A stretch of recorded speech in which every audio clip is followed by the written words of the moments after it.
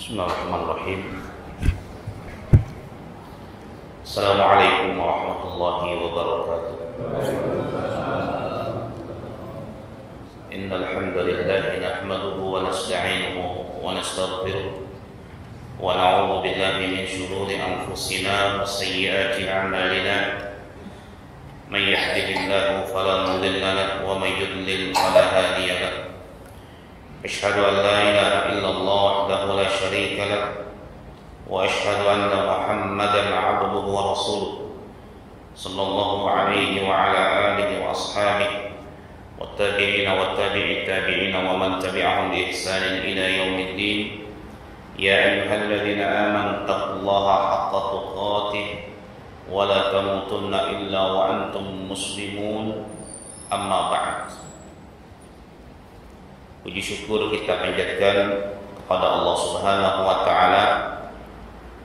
Alhamdulillah, di pagi yang baik ini kita diberikan hidayah oleh Allah untuk sholat subuh berjamaah, kemudian dilanjutkan sejenak duduk di majelis ilmu yang merupakan sebaik-baiknya majelis yang padanya atau di dalamnya malaikat meletakkan sayap-sayapnya ridwan bima yasna, karena mereka para malaikat sangat cinta, sangat suka terhadap orang-orang yang berada di majelis tersebut.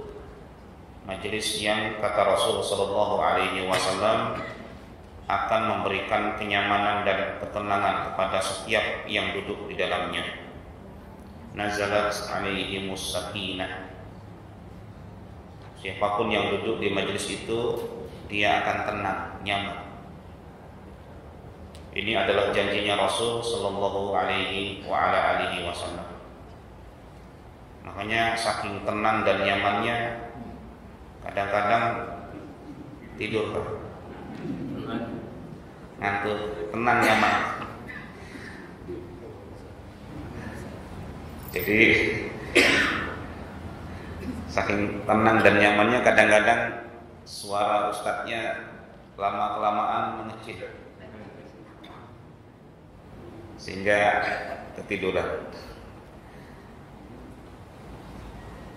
Salawat dan salam senantiasa tersampaikan kepada Nabi Muhammad sallallahu alaihi wasallam, kepada keluarga, para sahabat dan segenap umatnya yang senantiasa istiqamah di atas sunnah-sunnahnya. Kita memohon kepada Allah Azza wa Jalla agar senantiasa dijadikan umatnya yang selalu berada di atas bimbingan dan ajarannya, karena hanya disitulah kita selamat. Rasulullah sallallahu alaihi wasallam meninggalkan dua warisan. Taraktu fikum amrayn ma in tamassaktum bihima lan tadillu, kata Nabi. Aku tinggalkan dua hal, selama kalian berpegang teguh kepada keduanya, kalian tidak akan sesat, kalian tidak akan jatuh. Artinya kalau misalkan kita tidak berpegang teguh, maka ya sudah jatuh, yaitu kitabullah wa sunnata rasulih, yaitu kitabullah dan sunnah rasulnya. Mudah-mudahan kita termasuk umatnya yang senantiasa dan selalu diberikan kekuatan untuk berpegang teguh dengan kitabullah dan sunnah Rasul sallallahu alaihi wasallam. Para hadirin, a'azzani Allah wa iyyakum. Pada kesempatan kali ini insyaallah kita akan bahas tafsir dari surah As-Saff, ayat yang ke-10 sampai ke-14. Mudah-mudahan waktunya cukup sampai jam 5.30.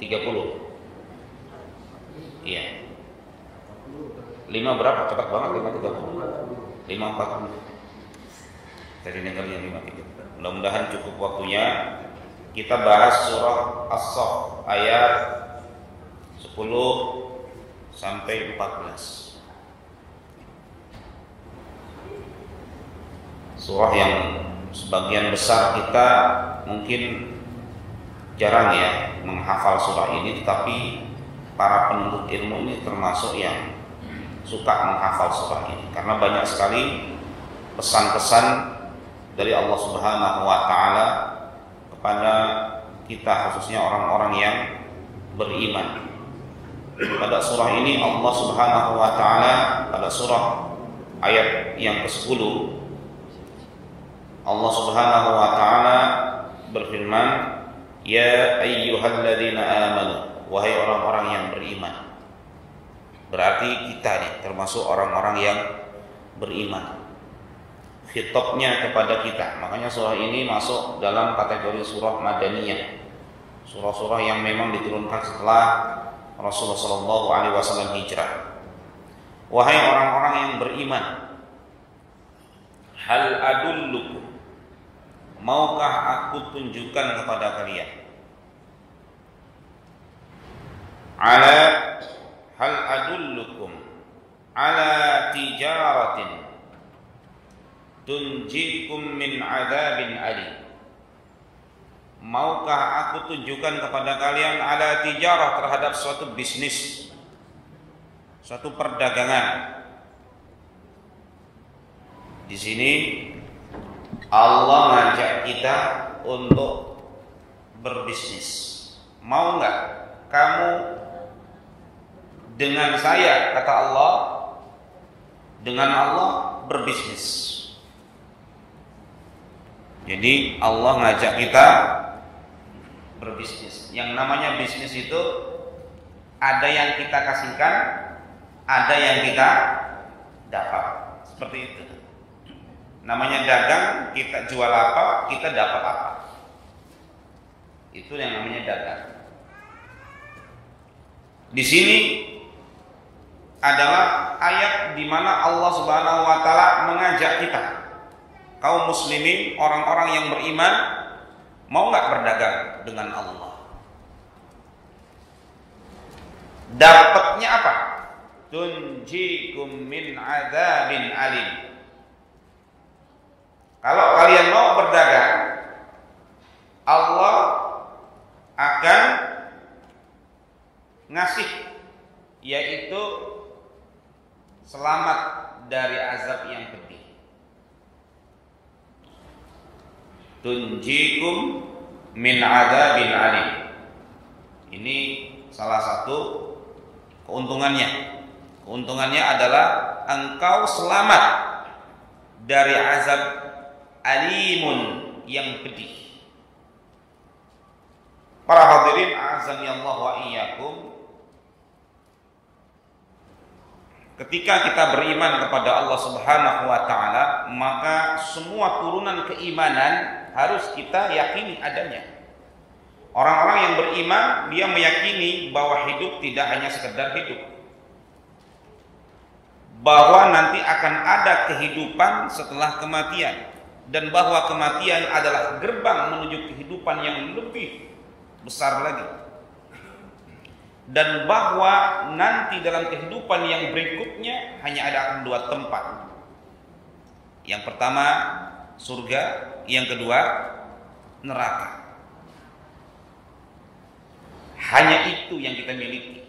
Yang apa? Kesempatannya ada dua. Masuk surga atau masuk neraka. Dan pasti orang-orang yang beriman, siapapun dia, pasti akan ketika ditanya, kamu mau masuk surga apa neraka? Pasti jawabnya, saya mau masuk surga Allah. Itu orang-orang yang beriman.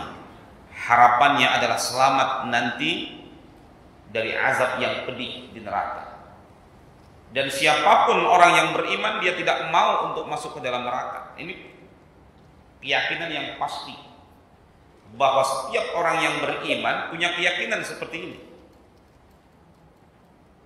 Makanya ketika orang-orang yang beriman itu melakukan kemaksiatan, seolah-olah dia tidak yakin terhadap adanya azab yang pedih itu. Di sini Allah mengajak kita, mau enggak engkau berdagang, ya tijarah, ya berdagang yang dapat menyelamatkan dari azab yang pedih. Dan para hadirin, a'azzani Allah wa iyyakum, kalimat yang Allah pakai atau diksi yang Allah pakai luar biasa. Tijaratin, memakai diksi dagang. Mau nggak kalian berbisnis, berdagang? Karena ketika seseorang atau masuk ke dalam benak seseorang berdagang, berbisnis, akan ada hal yang dia berikan, yang dia jual, akan ada hal yang dia dapat. Dalam ayat ini, pihak pembelinya siapa? Allah Subhanahu wa ta'ala. Pihak pembelinya adalah Allah. Yang jualan siapa? Manusia. Berarti yang harus punya modal siapa, Pak? Kita kudu punya itu. Harus ada. Dibeli dengan selamat dari azab Allah Subhanahu wa ta'ala. Ini luar biasa. Kita lihat modalnya apa saja kalau begitu yang harus kita miliki. Yang pertama, kata Allah Subhanahu wa ta'ala, tu'minuna billahi wa rasulih. Pertama, kau beriman kepada Allah dan Rasulnya. Oh, gampang banget, Pak. Kan gitu. Kadang-kadang kalau cuma beriman kepada Allah dan Rasulnya, mudah sekali ya. Gampang sekali. Tetapi para hadirin, a'azani Allah wa iyyakum, iman tidak hanya sekedar ucapan, tetapi iman butuh bukti. Ahasiban nasu ayyutraku ayyaqulu amanna wa hum la yuftanun. Apakah manusia akan mengira ditinggalkan setelah dia beriman sementara mereka tidak diuji untuk mengetahui mana orang yang jujur dalam ucapannya dan mana orang yang dusta. Walaqad fatanna alladziina min qablihim fala ya'lamanna Allahu alladziina shadaqu wa la ya'lamanna al-kadzibin. Dan sungguh kami telah uji orang-orang sebelum mereka sehingga diketahui mana yang jujur dalam keimanannya dan mana yang dusta. Yang pertama adalah iman kepada Allah dan Rasulnya. Ini penting. Karena banyak orang yang mengaku beriman tetapi hanya sekedar pengakuan saja. Karena al-iman itu al-qaulu bil lisan, ya, wa tasdiqu bil janan wal amalu bil jawarih. Iman itu ucapan dengan hati, pembenaran dengan ucapan dengan lisan, pembenaran dengan hati, dan amal dengan anggota badan. Jadi ini masuk dalam 3 rangkaian iman. Tidak hanya sekedar dia bilang beriman, hatinya kufur. Ini orang-orang munafik.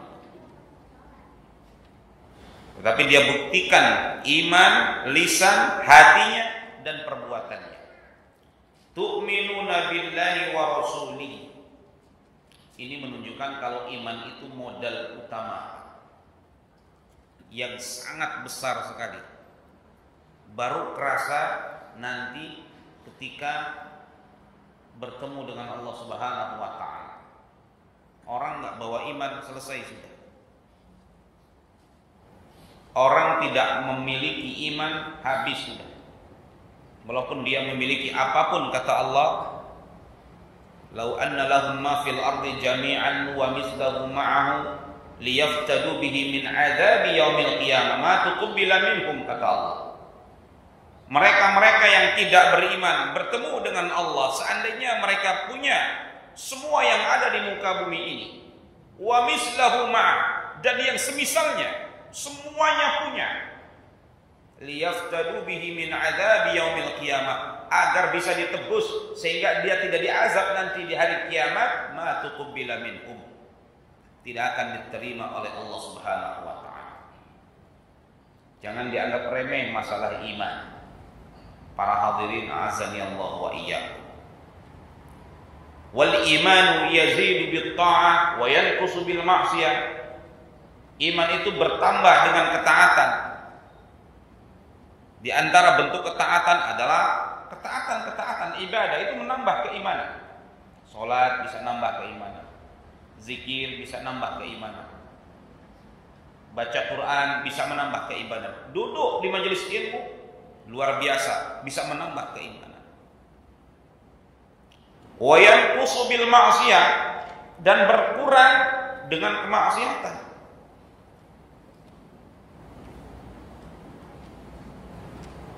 Contoh, ya, lalai itu bisa mengurangi nilai keimanan yang ada dalam jiwa kita.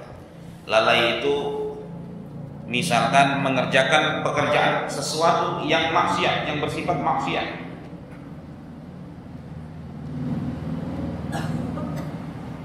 Lihat film-film yang tidak bermanfaat, ya, nambah iman, pengurangan iman, Pak. Nggak ada yang bilang iman saya bertambah, Pak. Nggak ada, ya, tidak ada manfaatnya. Kemudian melihat aurat, ya, yang menimbulkan syahwat. Kemudian juga, ya, aurat yang haram tentunya. Kemudian juga hadir, ya, jadi jamaahnya konser. Berkurang atau naik tuh imannya, Pak? Maka ada orang, Tat, saya baru hadir di konser ini, waduh, Tat, naik iman saya. Kagak ada. Maksiat itu akan terus menimbulkan kemaksiatan yang lain. Kenapa? Semakin tipis keimanannya, semakin mudah dia jatuh. Kalau sudah orang seperti itu sudah dihukum oleh Allah Subhanahu wa taala. Fi qulubihim marad fazadahumullahu marad. Dalam hati mereka ada penyakit, Allah tambah penyakit. Di antara azab yang disegerakan oleh orang-orang yang bermaksiat adalah berpindah dari satu kemaksiatan kepada kemaksiatan yang lain. Itu sudah selesai.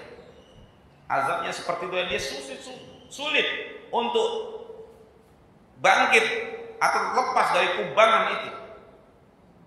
Makanya orang kalau sudah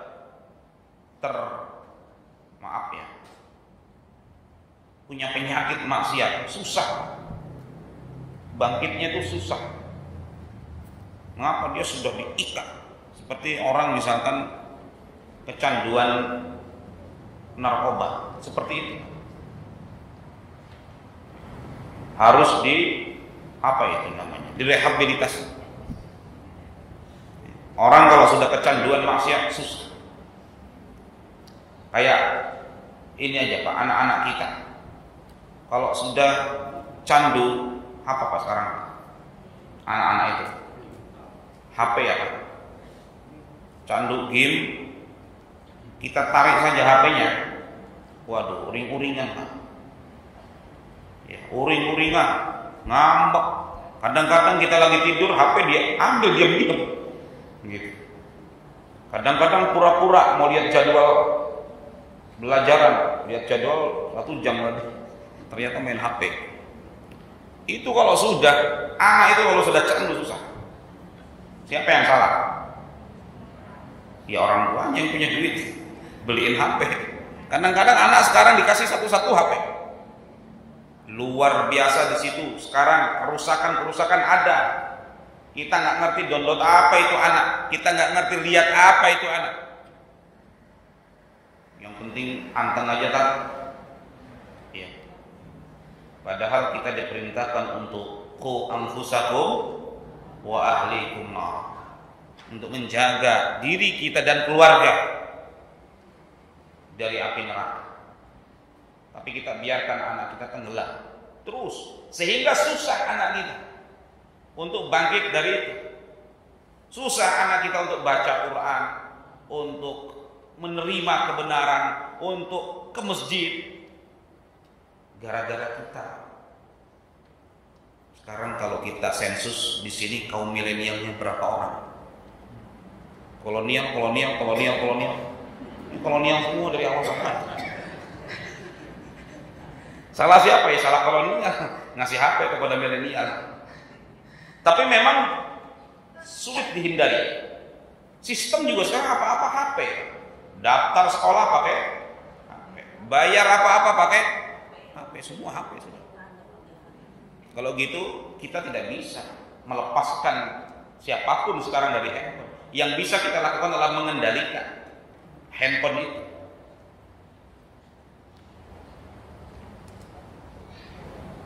Ini kalau iman kalau sudah ini Pak, kalau sudah down susah. Ada seorang pria, seorang ibu, dia bercerai dengan suaminya. Sebab perceraiannya adalah karena suaminya itu selalu selingkuh. Bu, apa nggak mau? Marah kan? Katanya. Dan ketahuannya dari mana? Dia dari HP-nya. Minta maaf, ketahuan lagi. Minta maaf lagi, Pak. Laki-laki dasar. Ya, bohongnya lebih banyak dari jujurnya. Minta maaf lagi, ketahuan lagi. Minta maaf sampai dia nggak minta maaf. Dan istrinya tahu, sudah hilang rasa sama istrinya. Sampai disimpulkan dia selalu seperti itu. Sukanya seperti itu. Gara-gara apa? HP. Di aplikasi-aplikasi itu. Mengerikan. Susah kalau sudah seperti itu, susah. Kalau sudah jatuh ke dalam kubangan maksiat yang dia sudah berkarat, susah. Dan itu hukuman dari Allah Subhanahu wa taala. Makanya tugas kita adalah bagaimana agar iman ini minimal stabil lah. Kalaupun turun dikit gitu. Ya, turunnya tidak menyebabkan maksiat, mungkin turunnya menyebabkan tadinya baca Qur'annya 1 juz sehari berkurang menjadi 1/2 juz. Seperti itu. Yang tadinya mungkin sholat jamaah, masya Allah rajin, mungkin kadang-kadang di rumah, dan besoknya jamaah lagi, begitu. Ya karena di setiap kita ini ada fatrahnya, ada masa futur, memang ada masa di mana kita merasa agak ada turunnya kata Nabi. Tapi kata Rasulullah SAW, "Faman kanat fatratuhu ila sunnah faqad ihtada." Barang siapa yang kejenuhannya itu tetap berada dalam jalur, dia tetap dalam mendapatkan petunjuk. Ya, mungkin dia lagi jenuh ngajak keluarganya jalan, itu kan refreshing, ngajak keluarganya misalkan jalan-jalan gitu. Atau lagi jenuh, dia tidak dulu melakukan pekerjaannya, dia melakukan pekerjaan-pekerjaan yang baru misalkan yang tidak mengandung kemaksiatan, mengatasi kejenuhan. Karena banyak orang yang mengatasi kejenuhan dengan maksiat. Punya duit semuanya punya segala-gala, apalagi dia akhirnya jatuh kepada narkoba. Ya, karena orang-orang yang jatuh kepada narkoba rata-rata punya duit untuk beli narkoba itu. Ya. Rata-rata orang ini ditangkap gara-gara narkoba ya, orang-orang yang beruang gitu ya. Nah ini penting sekali ya, bahwa iman itu salah satu modal kita. Tu'minuna billahi wa rasulihi, itu yang pertama. Modal. Yang kedua, wa tujahiduna fi sabilillahi bi amwalikum wa anfusikum. Nah ini perdagangan yang kedua. Ini penegasan dari yang pertama. Yang kedua adalah engkau berjihad fi sabilillah, di jalan Allah dengan harta kalian dan jiwa kalian. mau tidak. Kan begitu. Al-jihad maknanya adalah mengerahkan semua kemampuan. Mengerahkan semua kemampuan untuk agama Allah Subhanahu wa taala. Mau tidak berdagang dengan Allah. Para hadirin a'azzani Allah wa iyyakum, iman dan jihad, dua hal yang tidak bisa dipisahkan. Orang yang beriman dia harus berjihad fisabilillah. Dia harus berjihad fisabilillah, dan jihad ini maknanya luas. Adalah mengerahkan kemampuan serius untuk agama Allah Subhanahu wa taala. Ini jihad fisabilillah. Bi amwalikum, dengan harta kalian, wa anfusikum, dan jiwa kalian. Ngomongnya gampang. Ini sangat mudah sekali ngomong. Saya juga gampang kalau ngomong kayak gini, Pak. Tapi prakteknya luar biasa susah. Karena butuh serius. Jihad itu serius. Am hasibtum an tadkhulul jannah, kata Allah dalam ayat yang lain. Apakah kalian akan mudah masuk surga? Walamma ya'lamillahu alladhina jahadu minkum wa ya'lamas sabirin. Sementara belum diketahui mana orang-orang yang jahad, yang bersungguh-sungguh. Kalian belum bersungguh-sungguh pengen masuk surga. Imam baca panjang dikit aja ngeluh, kan gitu kan. Wajahadu wa ya'lamas sabirin, dan mana orang-orang yang sabar. Dua hal ini, para hadirin a'azani Allah wa iyyakum, al-jihad wal iman wal jihad menjadi modal utama yang harus dimiliki oleh seseorang sehingga dia selamat dari azab yang pedih, sehingga dia selamat dari azabun alim. Apakah kita pernah berjihad dalam, ya, bertanya dalam diri kita, mungkin perlu sambil ngaca gitu Pak, ya, apakah saya pernah berjihad dalam hidup saya? Jangan dimaknakan jihad hanya sekedar perang melawan musuh, ya, karena di Indonesia kita nggak punya musuh. Alhamdulillah, ini negeri aman, ya, negeri aman. Berarti jihadnya dengan cara yang lain. Ya, jihadun nafas, ya, jihadus syaitan, ya, jihadul munafik, banyak. Yang terakhir jihadul kuffar. Kita bertanya pada diri kita pernah nggak berjihad fisabilillah, bersungguh-sungguh, ya, mengerahkan semuanya di jalan Allah Subhanahu wa taala? Ini pertanyaan perlu kita sering bertanya. Kenapa? Karena jihad ini modal. Ya. Jihad ini modal utama yang bisa menyelamatkan kita.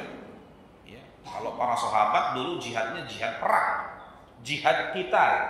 Kalau kita sekarang jihadnya adalah agar jihadun nafas, bisa mengalahkan diri kita, bisa mengalahkan syaitan, sehingga kita tetap istiqomah taat dalam situasi seperti ini. Ini situasi yang sulit bagi kaum muslimin. Bagi orang-orang yang berislam, ini situasi yang sulit. Kenapa? Godaan begitu banyak. Ya. Ujian yang luar biasa kita. Ya. Keimanan kita ini diuji, keimanan anak-anak kita, keluarga kita diuji. Kenapa? Setan sekarang masuk ke rumah-rumah, bahkan ke kantong-kantong kita di HP, gitu. Luar biasa sekarang. Zamannya begitu sangat berbeda sekali. Zaman dulu tidak seperti zaman sekarang. Anak-anak sekolah sekarang begitu mudah sekali berhubungan, ya, melalui aplikasi, ya. chat-chatan, janjian ketemuan, terjadilah apa yang terjadi. Ya, seorang perselingkuhan gitu ya, juga terjadi. Yang melakukan kadang-kadang tidak hanya suami, kadang-kadang istrinya pun ternyata selingkuh. Terjadi. Ini luar biasa sekali sekarang. Mau nggak serius dalam menjalankan agama ini, berarti kudu jihad, kudu benar-benar bersungguh-sungguh. Yang namanya jihad, bersungguh-sungguh itu mengalahkan semua keinginan duniawi sudah. Dan itu luar biasa pengorbanannya. Orang kalau sudah berjihad, mengorbankan semua keinginan duniawi. Dan ini sulit, benar-benar sulit. Masya Allah. Kalau kita lihat mudahnya orang itu untuk melakukan keburukan jauh lebih banyak dibandingkan dengan orang melakukan kebaikan. Sangat mudah sekali orang melakukan keburukan. Mudah sudah sekarang, zaman sekarang. Merem aja bisa dia melakukan keburukan. Maka perlu jihad di sini. Ya, mengerahkan semua kemampuan untuk taat kepada Allah Subhanahu wa taala. Zalikum khairul lakum in kuntum ta'lamun. Itu lebih baik bagi kalian kalau kalian tahu. Kata Allah, tidak hanya selamat dari azab yang pedih, yaghfir lakum dzunubakum. Allah ampuni dosa-dosa kalian. Makanya para hadirin, kebaikan itu menghapus dosa. Iman, jihad itu menghapus dosa kita. Ustaz, bagaimana cara saya menghapus dosa-dosa saya, kesalahan-kesalahan saya yang lalu? Taat. Innal hasana yudhibnas sayyi'at. Bahwa kebaikan itu bisa menghapus keburukan. Yaghfir lakum dzunubakum wa yudkhilukum jannatin tajri min tahtiha al-anhar. Subhanallah.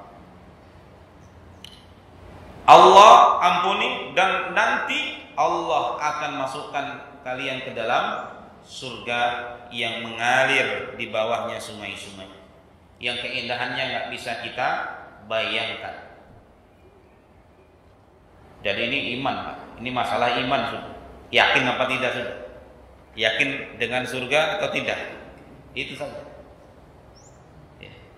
Karena banyak orang sekarang itu di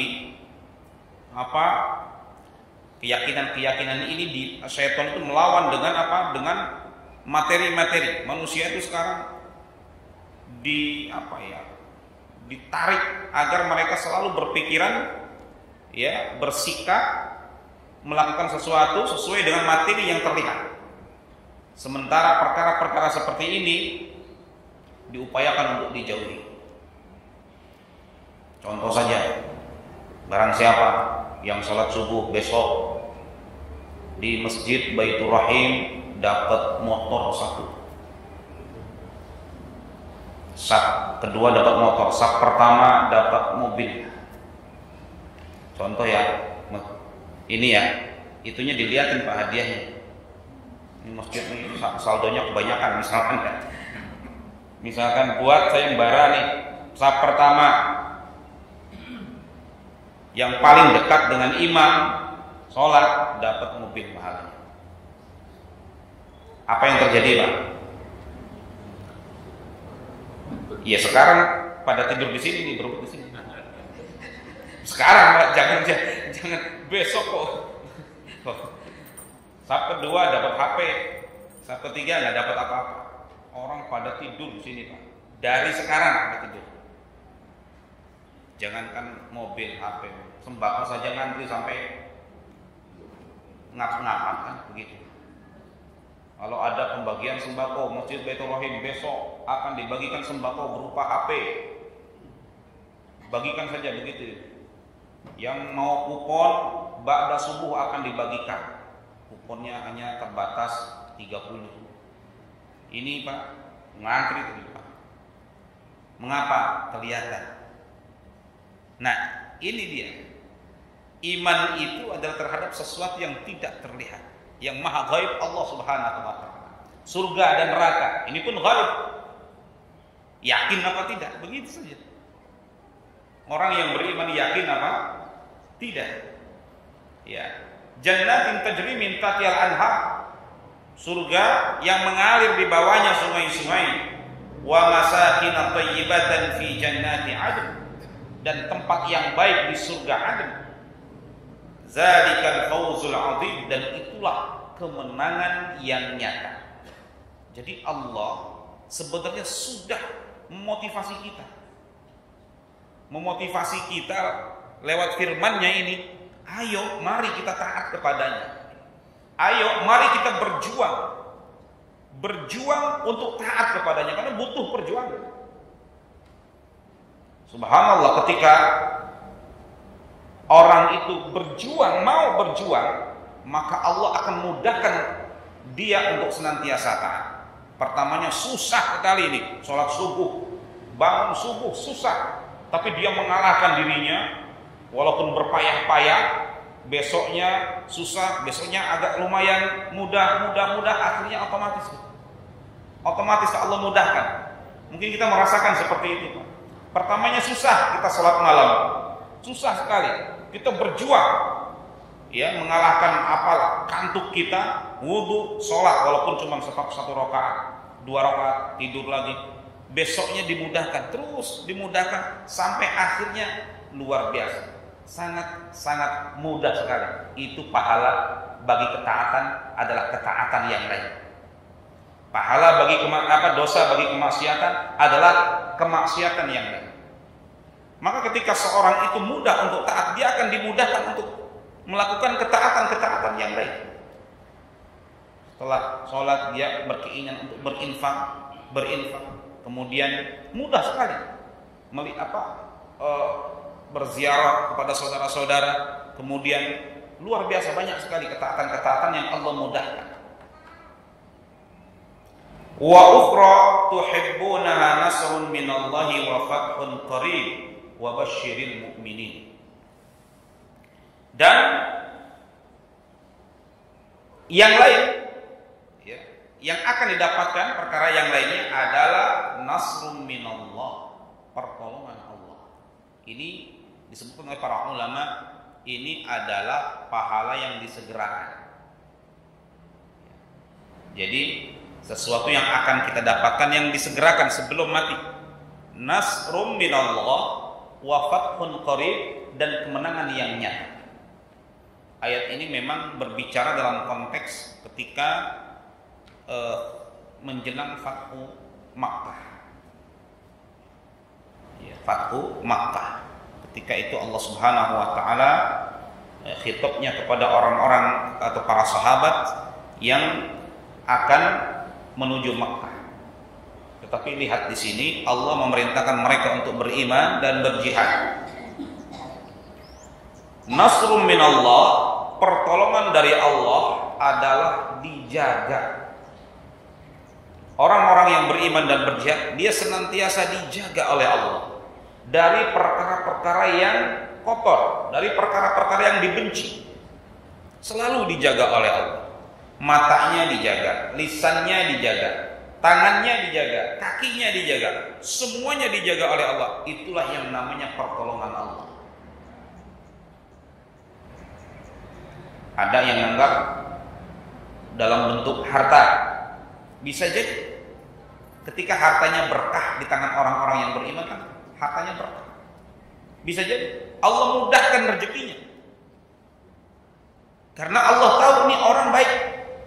Ketika dia mendapatkan rezeki, harta dia kerahkan untuk, ya, dia keluarkan untuk perkara-perkara yang dicintai oleh Allah.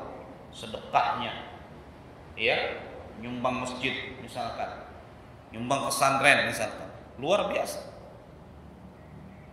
Bisa jadi ya, Allah mudahkan hartanya, pertolongan Allah dalam semua bentuknya. Bisa jadi Allah berikan keberkahan, walaupun sedikit hartanya berkah. Berapa banyak orang yang hartanya banyak tapi tidak berkah.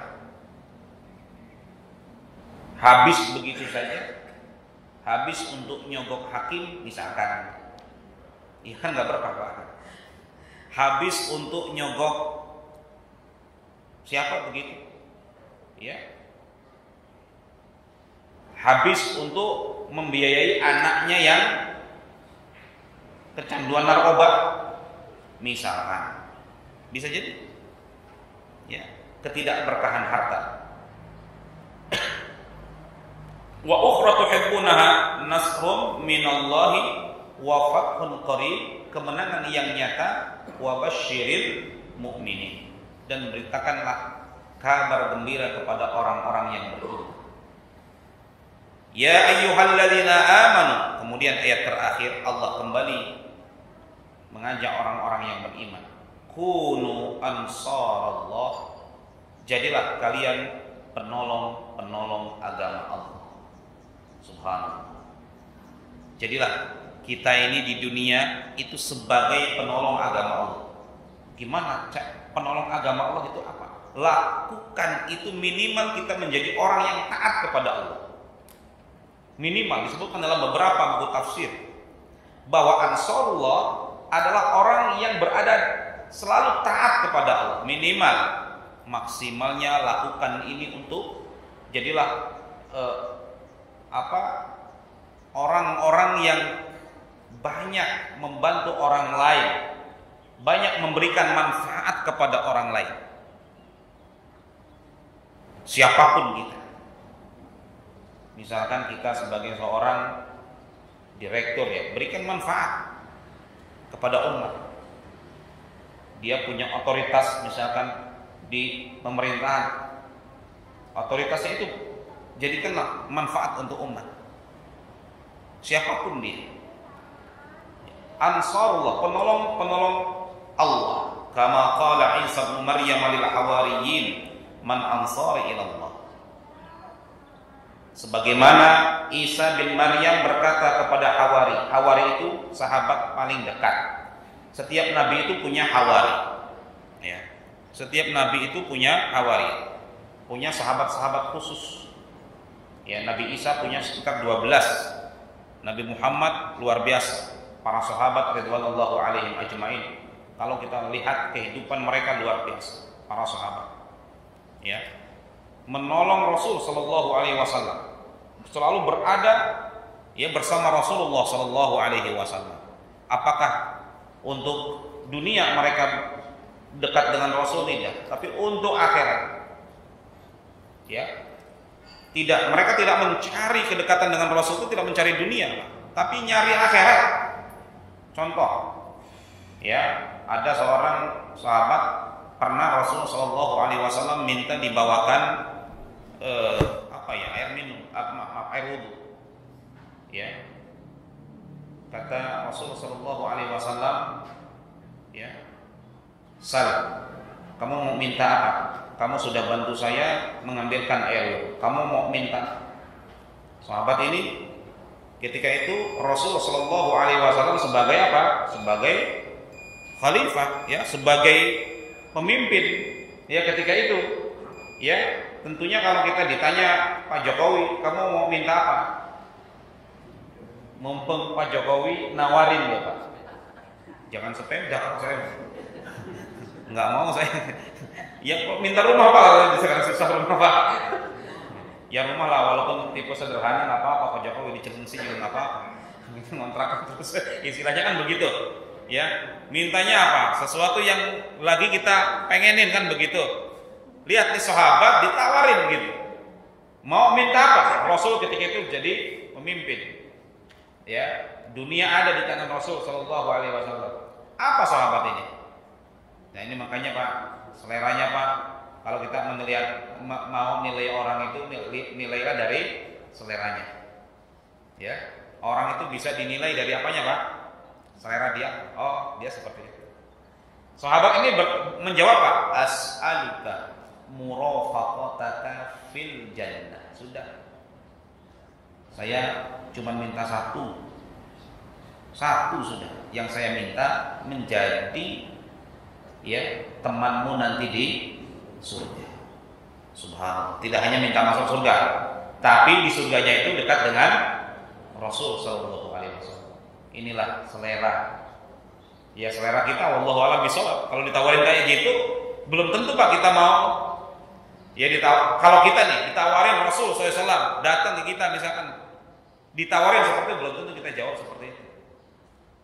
Ya, atau siapa di zaman sekarang ini ya ditawarin kita tadi kita akan minta dunia bersifat. Ya, inilah hawari. Ya, jadilah kita hawari yang memang ya menolong agama Allah untuk mendapatkan keridhaan Allah, tidak untuk mendapatkan keridhaan dunia. Man ansari ila Allah qala hawariyuna nahnu ansarullah. Kamilah para penolong agama Allah. Fa amanat ta'ifatun min bani Israil wa kafarat ta'ifah. Sebagian Bani Israel beriman, sebagian Bani Israel juga kafir. Fa ayyadna alladhina amanu ala aduwwihim fa asbahu zahirin. Maka kami kuatkan orang-orang yang beriman untuk mengalahkan musuh mereka, fa asbahu zahirin, dan mereka menjadi orang-orang yang menang. Jadi kemenangan itu didapatkan dengan beriman, berjihad fi sabilillah, ya, dan tidak hanya itu, dia menjadi penolong-penolong agama Allah Subhanahu wa taala. Hidupnya berkhidmat untuk agama ini dan kita butuh berjuang untuk itu semua. Demikian yang saya sampaikan. Wallahu a'lam bishawab. Mungkin ada satu atau dua, falyatafaddal masykur, pertanyaan atau tambahan. Silakan.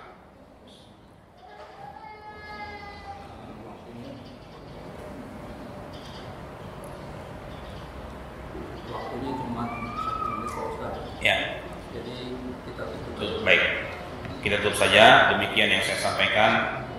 Semoga Allah Subhanahu wa taala memberkahi kehidupan kita dan mohon maaf atas segala kekurangan. Terima kasih atas segala perhatian. Subhanakallahumma wa bihamdik, asyhadu an la ilaha illa anta, astaghfiruka wa atubu ilaik. Assalamualaikum warahmatullahi wabarakatuh.